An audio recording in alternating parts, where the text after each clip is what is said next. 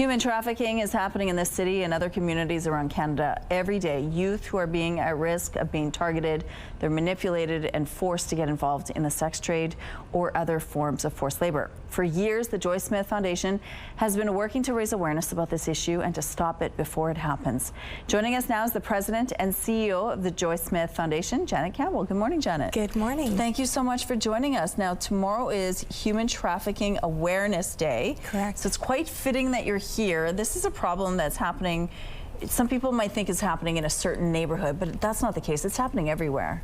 It truly does. It's something we hear all the time, and people do think it's other communities or other families. But this happens right across our country. It happens in every community, and you might be surprised actually who it affects. So it is a crime that doesn't discriminate. It really does affect every single community. There's two forms of this that you're seeing a lot of. There's the sexual form where it's being forced into the sex trade, but it's also forced labor. Tell us a little bit about some of the different patterns you're seeing when it comes to human trafficking. Well, some of the patterns are quite similar, but they do take on different forms. Sex trafficking is certainly the most prevalent one that we see, and it does affect our youth. They are often lured, manipulated, and controlled into this.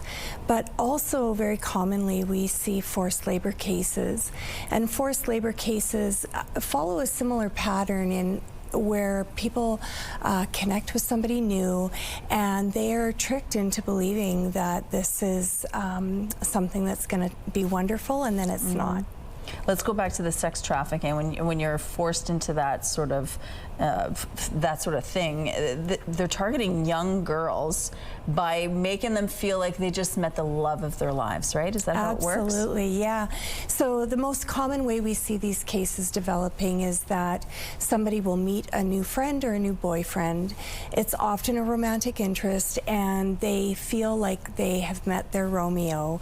They are made to feel very special and cared for, and that trust is developed and that relationship is developed, but then it changes and they are controlled, manipulated, and coerced into doing things that they never imagined they would. So as a parent, as a teacher, or anybody else who's working with a child, what are some of the signs that your child might be trafficked? So I think it's really important to pay attention to any changes that you see in your child. So this could be a new relationship. It could be that perhaps their grades have started to change, or they've started to change the way in which they dress and act. These can be indicators that something is going on. Oftentimes they're showered with gifts and all sorts of wonderful things from this new romantic interest. And so paying attention to maybe new items that they've received and trying to understand where they came from. These are all things that parents can watch for, and they can go to our website as well and explore traffeckingsigns.ca, the Joy Smith Foundation.com, and really explore. There's 9 signs. There's more information on there about what it looks like and how that plays out, so parents really understand. Your mom is Joy Smith. She started this whole thing years ago. How's she doing?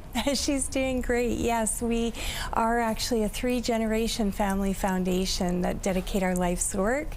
And of course, the namesake is my mom. Yep. And she's made Canadian history, really starting the conversation on this issue across our country. And she had a big birthday yesterday, so happy birthday to your mom. And thank you so much for sharing this with us today. We appreciate your time. And if you do want more information on human trafficking, we do have a link on our website.